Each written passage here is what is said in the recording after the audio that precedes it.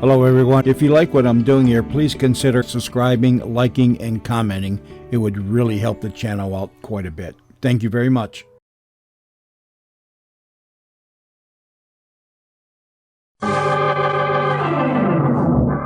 Mystery is my hobby.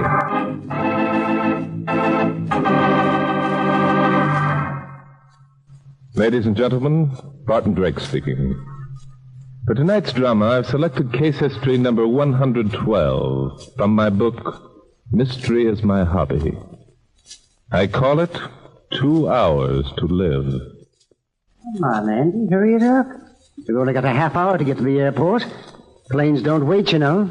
They don't wait. Be through in a minute, George. Just want a final word with this precious brother of yours. Look, Andy, I don't like your attitude. Why... No. Careful, Ken. Your ulcers.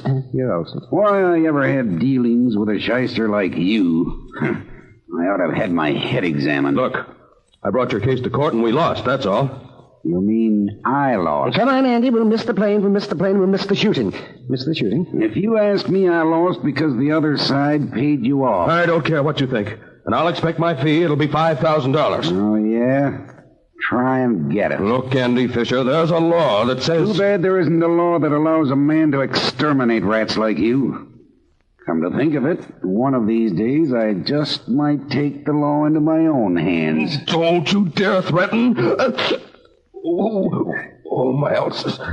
Pills. Gotta have a pill. And that reminds me, Ken, I refilled your prescription. I have it right here. Give me one, quick. With pleasure, dear brother. With pleasure. Here. Glass. Water. Desk. What did you say? Desk, Andy. Desk. Oh, I see. Oh, well, quit fiddling with it. Bring it here. Keep your shirt on. Here. Thanks. Don't mention it. I hope you choke.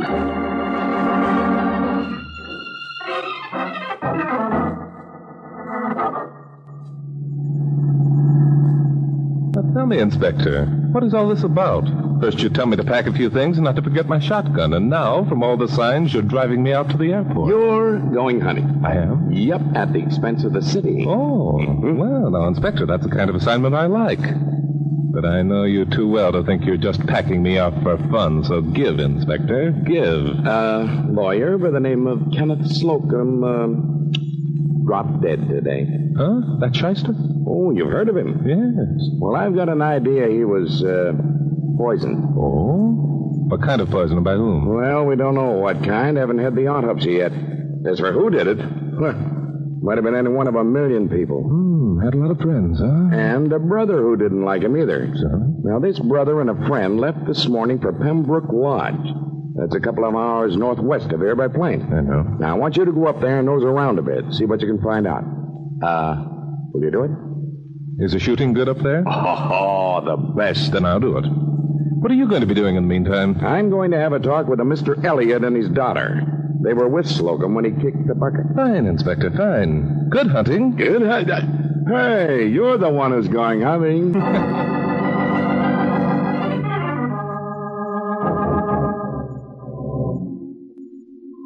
And that's the way it all started. No one ever had to ask Barton Drake twice if he wanted to go hunting. So a few hours later, we find him standing deep in a wooded solitude. Suddenly there's a thunder of beating wings as a whirring grouse breaks cover. And in a split second, with perfect timing, Barton Drake's gun is at his shoulder. Got him. Good shot, fellow. Splendid. Thank you, friend. One shot. Wow. I wish I could do that. Well, I'm afraid if you don't drop these fellows with the first shot, you'll never get another chance. Any luck? Well, only a couple. Been out since noon, too. How long have you been out? Oh, I just flew in. I've only been out about a half hour. Sort of looking the ground over. Well, guess the shooting's over for today. Sun will be down in a few minutes. Yes, I guess you're right. Well, we'd better be starting back for the lodge. Mind if we walk along with you? Walk along? Certainly not. It'd be a pleasure. Good. Figure we might as well know each other. My name's George Slocum. Druggist betrayed. Druggist. My friend here is Andy Fisher. Glad to know you, gentlemen. I'm Barton Drake. Oh, howdy. Did you say Barton Drake? Yes. Not the writer, the detective? Yes, I'm afraid I'm guilty. Well, hadn't we better be starting back? Yeah, better head. Well, now, this is interesting. Yes, indeed, it's interesting. Fancy meeting you in person, yes, fancy that. I hope you're not being disillusioned. On the contrary, I'm fascinated. Yes, indeed, I'm fascinated. Well, thanks. Yes, indeed. Thanks. Of course, I don't agree with the statement that you fellows so often make, that there never was such a thing as a perfect crime. No? Why don't you agree?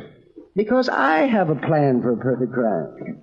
A plan that's absolutely foolproof. Yes, it's foolproof. Well, now I'm the one who's fascinated. Go on, my friend. Hey, if it's your brother Ken you're thinking of bumping off, George, let me in on it, will you? I'll be glad to help. Well, yes, that would be a good example. Now, let's suppose that I did want to kill my brother Ken.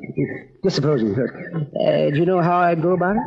Do you? No, I haven't the faintest idea. Well, I would arrange a hunting trip. Just such a hunting trip as this.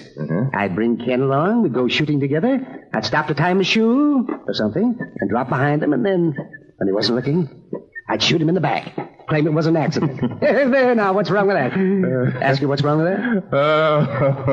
What are you laughing at, Mr. Drake? My dear Mr. Slocum, it's as full of holes as your poor brother would be if those slotchun slugs were in his back. It is? Yes, of course it is. But that trick is tried at least 10 times every hunting season. And they never get away with it, eh? No, certainly not. Well, why couldn't I? What's wrong with it? Well, in your case, Mr. Slocum, you just made a threat, and you've made it in front of two witnesses, Mr. Fisher here and myself. That would be remembered most assuredly after the crime. Also, in such cases, we always look for a motive. A bit of investigation would turn one up in your case, I'm sure. Mr. Slocum, if you're contemplating the murder of your brother, I sincerely advise you against that method. Because, in a sense, you've already made your confession. Well, I'm afraid Mr. Drake is right, George. We'll have to figure out some other way to kill him.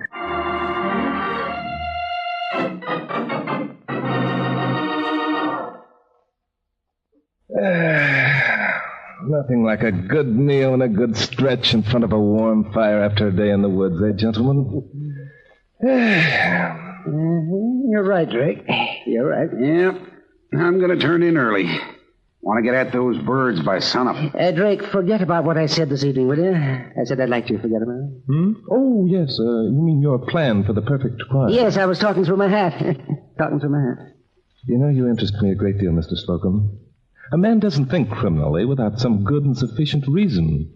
Civilization has gentled people over the ages to the point where murder is a last resort. Except, of course, in crimes of passion. Yes, I know. And I repeat, I was talking through my hat. Mm-hmm. You must hate your brother tremendously, Mr. Slocum. Oh, not any more than a dozen other people. Of which I'm proud to be one. So, do you mind telling me why? As long as we've gone this far, Mr. Drake, you might as well know the rest. That is, if you care to listen. I believe I brought up the subject. Well, George's brother Ken Slocum beat him out of his entire inheritance. Every bottle of pills and every dollar. Bottle of pills? Now, yes, their dad used to own a drugstore. Oh, I see. Ken, the older boy, studied law, while George here studied pharmacy in order to carry on in the old man's footsteps. Suppose you let George tell it. Sure. Well, my father was confined to his bed for the last 2 years of his life.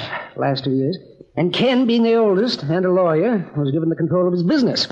I carried on in the store. Yes, indeed, I carried on. Mm-hmm. Your father, of course, had made a will. Yes, he had. And he had given me to understand that in the end, the drugstore was to be mine. Well, that's quite understandable. But, well, now I'm only guessing, but, when the elder Mr. Slocum finally died, you discovered that a new will had been made, disinheriting you completely. Yeah, that's right, exactly. The beneficiary, naturally, being your brother Ken. And leaving me $1. And a job as prescription clerk in the drugstore that rightfully belongs to me. Yes, indeed, belongs to me. Yes, I see. Now you understand what I meant, don't you, Mr. Slocum, when I said that if you killed your brother, a bit of an investigation would turn up a motive. Many men have been slain for less. Well, this has been an interesting discussion, gentlemen, especially in view of the fact that, perhaps you don't already know, that your brother Ken, Mr. Slocum, died early this afternoon. Ken? Dead? Yes. Well, what do you know? Good Lord. Ken? Dead. Well, it's 8 o'clock. I suggest that you both go to bed and get a good night's sleep. Because in the morning, Mr. Slocum, I'm going to ask you to go back to New York with me I'm quite certain that the good Inspector Danton will want to arrest you for your brother's murder.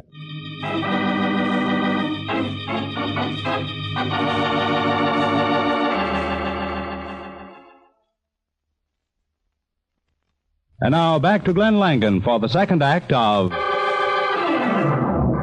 Mystery is My Hobby.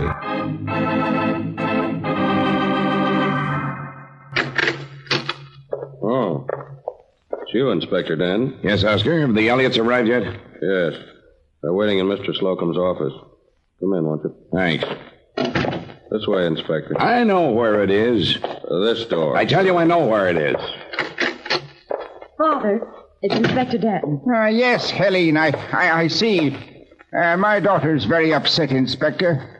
You are upset, aren't you, Helene? Yes, Father, of course. Well, she's going to be a lot more upset before I get through with you.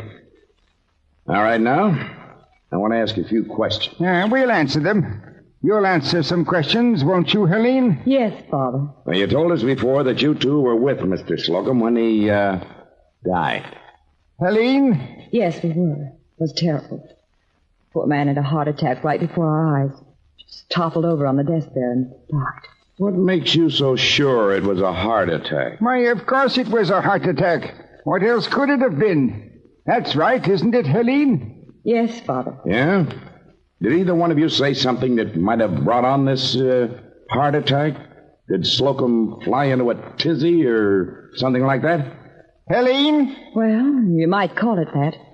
You see, Father had just demanded an accounting for Mr. Slocum. An accounting? Accounting for what?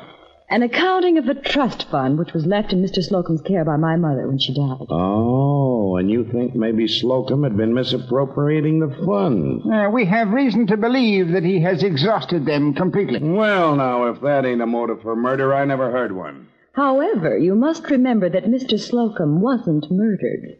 He settled that question himself by dying naturally. It isn't quite as simple as that, Miss Elliott. You see, Mr. Slocum didn't die naturally. He was poisoned. Poisoned? Why, that couldn't be. We were right here. We were right here with him all the time. Weren't we, Helene? Yes, Father. And that's just as good as a confession. However, I'm trying to be fair. I've still got a few more questions to ask. Now, when did Slocum have this attack? I can tell you to the minute. It was just 2:30. Hey, how can you tell as close as that? The clock in the hall had just struck the half hour. Oh. Now, Mr. Elliott, at any time while you were here in the room with Slocum, was anything served? Anything to eat? Well, Well, how about it, Mr. Elliott? Helene? I'm afraid not, Inspector. Nothing was served. Did you have any drinks? No, Inspector, not a thing. The meeting was strictly business. Did either of you offer Slocum a cigarette? Maybe lit a fresh cigar. The fact is, Inspector, I did offer Mr. Slocum a cigarette. Now we're getting somewhere. But he refused it. He said he didn't smoke. Now, think this over very carefully, Miss Elliott. Your answer will prove whether this is suicide or murder. Yes, Inspector, I'll do my best. The autopsy shows that Slocum had ulcers. Now, did he at any time in your presence, and particularly just before he died, did he put his hand to his mouth or take a pill of any kind? I'll answer that. No. You're absolutely sure? Helene? Father's right, Inspector. He didn't. Inspector Danton, why all this fiddle-faddle? Mr. Slocum died of heart failure. That's what I think. And I'm glad he did. And I think you're lying. That's what I think. Come on, I'm taking you both down to headquarters and sweat the truth out of you. I'm arresting you both for murder. Just 8 o'clock.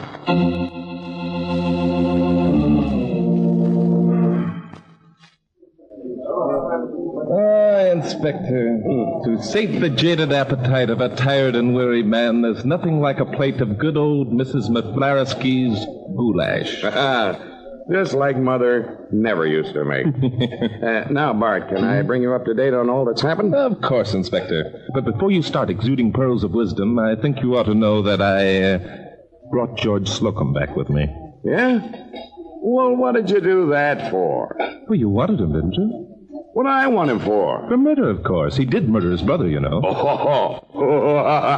Inspector, what are you laughing at? Oh, for once I put it over on the great Barton Drake. Yes, and just how did you put it over? George Slocum didn't kill his brother. He couldn't have killed him. Why couldn't he? Because we held an autopsy, Mr. Drake, and the autopsy showed that Ken Slocum had enough cyanide inside him to kill an elephant. Oh, then the poison used was cyanide. Right, Sherlock. And cyanide is one poison that works instantaneously. Just a little swallow, Bluey, the angels sing. Yes, it does work instantly. So how could your friend George give his brother cyanide when he was 300 miles away when it happened? I see what you mean, Inspector. You've got a point there. Well, I guess you might as well have George turned loose. And I thought I had a beautiful case. Oh, don't feel bad about it, boy. I don't feel bad. It's just that... I've got the guys who did it all safely locked up in the clink. Well, you have, Inspector? Who? Mr. Elliott and his charming daughter, Helene. Oh, I suppose you have a complete confession. Well, no, not yet. I see. And just what makes you so certain that they did it? Because they had to, that's why. It had to be somebody in the room who gave it to them. They were it. Did you possibly consider the theory that it might have been suicide? Oh, you bet I did. I asked the Elliots. They said Slocum didn't take a pill of any kind. You say that Slocum didn't take a pill? Right. And it was the Elliots who told you that he didn't? Right. Well, Inspector, right goes your whole case right into an old cocked hat. Right. What do you mean? When you asked the Elliots that question, you gave them a perfect out.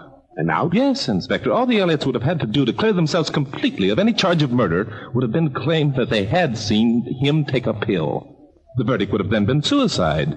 And all the sweating you could ever do would never prove it different. Yeah. Yeah, that's right. Listen, my suggestion, Inspector, is that you turn the Elliots loose immediately and save yourself a suit for false arrest. Yes, I will, but... Bart, what'll we do now? I don't know, Inspector. I'm afraid for once in our bright young lives we're completely and irrevocably stuck.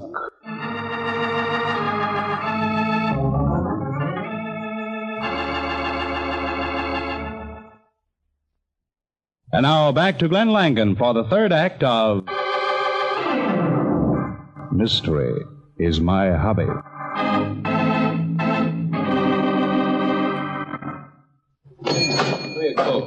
Here's your change for the aspirin, ma'am. Here's your change. Thank you, Mr. Slocum. All right. Hope your husband will be all right in the morning. Oh, well, hello, Mr. Drake. Hello. Oh, and you too, Inspector. Good evening, George. Howdy. How are you progressing in your investigation of my poor brother's death? We aren't. Oh, no, isn't that just too bad? That's just too bad. Well, the signs you should be the murderer, George. Yes, I know. Really, it's a good thing for me that I was far, far away when it happened. Now, isn't it? I say, isn't it? I'll say it is. By the way, George, when did you last see your brother alive? Why, at 8:30 a.m. yesterday. Yes, that's when it was. Andy Fisher and I dropped by his house just before we left for the airport. At 8:30 in the morning? Mm-hmm. That must have been about it. We just caught the 9 o'clock plane, and my brother lives exactly a half hour from the airport. Just a half hour. Just why did you call on your brother so early, George? Well, Andy wished to see him on business, and I wished to deliver a prescription he'd ordered. Prescription? Ken had ulcers, poor fellow. Suffered terribly. What was in that prescription, George? Well, sodium bicarbonate, 10-grain tablets. They're very commonly used for intestinal disorders. They're excellent. Oh, they're really excellent. Yes, I know. Did your brother by any chance take one of these tablets while you were there yesterday? Yes, I believe he did. He had an attack, in fact. I gave him one, and Andy handed him a glass of water. I remember distinctly that I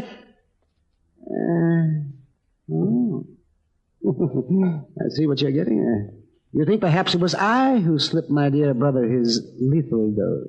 Could be. Oh, now, you know better than that. I left my brother's house at 8:30, and I was out shooting 300 miles away when my brother died. Oh, no, I'm afraid you can't pin this one on me. No, indeed. You might have slipped a poison pill in with the others, and he didn't take it until later. That might have been true, Inspector, except for the fact that 2 witnesses have sworn that Ken Slocum positively did not take a pill just before he died. Well, that alibi of his is entirely too good to suit me. Yes, I agree with you, but still, you can't break it down, Inspector, so come on, let's be on our way. I don't think we can accomplish anything further by staying here. Well, I'd like to have an ice cream soda. You'd like to... All right, go ahead. I'll wait for you in the car. Oh, sure. You sure you don't want one? On top of that goulash, Inspector, what are you trying to do? Kill me?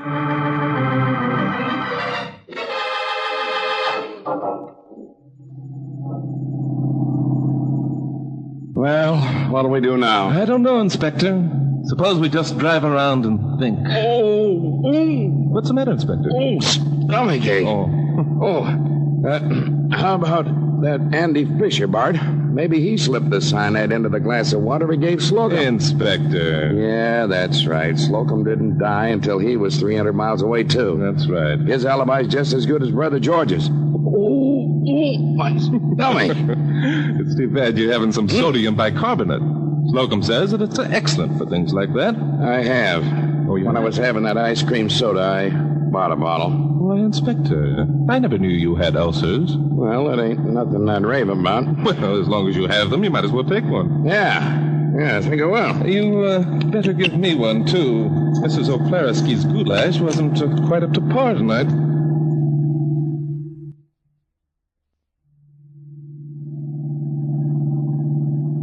Well, I guess we might as well turn in, Inspector. We've been chasing around for 4 hours now, ever since we left the drugstore, and we aren't any nearer to a solution than we were before we started. Yep.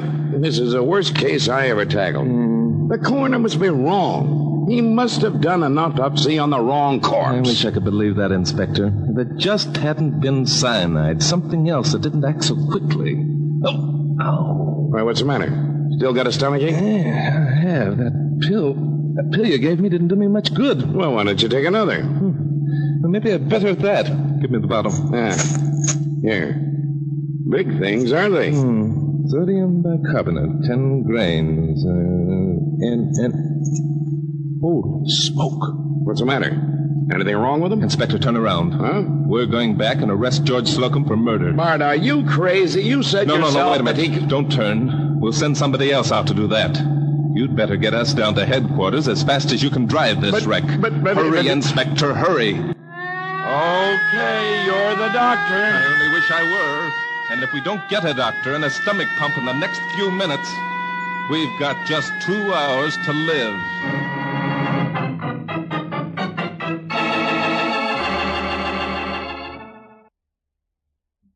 And now back to Glenn Langan for the conclusion of Mystery is My Hobby.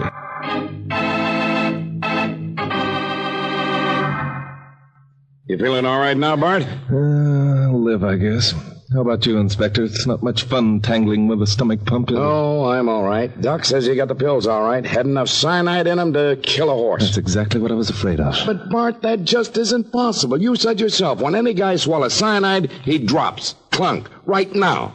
How could we have all that cyanide inside us for 4 hours and still be alive? The science of medicine never stands still, Inspector. It is always advancing on to newer and better things. Yeah? Yes. Now, take that enteric seal, for instance. Enteric seal? What's that? That's the stuff that those sodium bicarbonate tablets you bought from Brother George were coated with. It said so right on the label. Yeah. Well, I still want to know what it's good for. You see, Inspector, ulcers are not only found in the stomach, they're quite often found on and beyond. So in such cases, they give the patient these N-Seal tablets. They're made with special coatings called enteric seal, which take exactly 6 hours to dissolve. Do you follow me? Yeah, but I still don't get it. Inspector, use your imagination. Our druggist friend simply took some cyanide, coated it with enteric seal, gave it to his brother, and went hunting. When the 6 hours were up, the coating dissolved, and Ken Slocum dropped dead, leaving George with the perfect alibi. Yeah, but how did we happen to get it? You asked me that, Inspector? Well, I have a notion that friend George got a bit panicky when you started to question his alibi. Huh? And then when you blundered right into his lap by buying those tablets, he slipped you some of his very special brand. He probably put something extra in your soda, too, so that you take the pill right away. Why, the dirty little skunk... You know, come to think of it, we should have cracked that alibi long before this, Inspector. Yeah? Why? Because Brother George was only told that Ken died of poison, remember? And most poison works rather slowly. So if he didn't know it was cyanide, how could he be sure he was 300 miles away when his brother died? Hey, how about your stomachache? My stomachache? Oh, I'm afraid that was just coincidence and goulash. Oh, yeah, I see. Well, you'll have to admit the little guy was clever. That he was, Inspector, that he was. He came the closest I ever saw to committing The perfect crime. And I'm afraid he would have succeeded, too, Inspector. Oh, but for one thing. Yeah? What's that? What's that? Because mystery is my hobby, Inspector. I say a mystery is my hobby.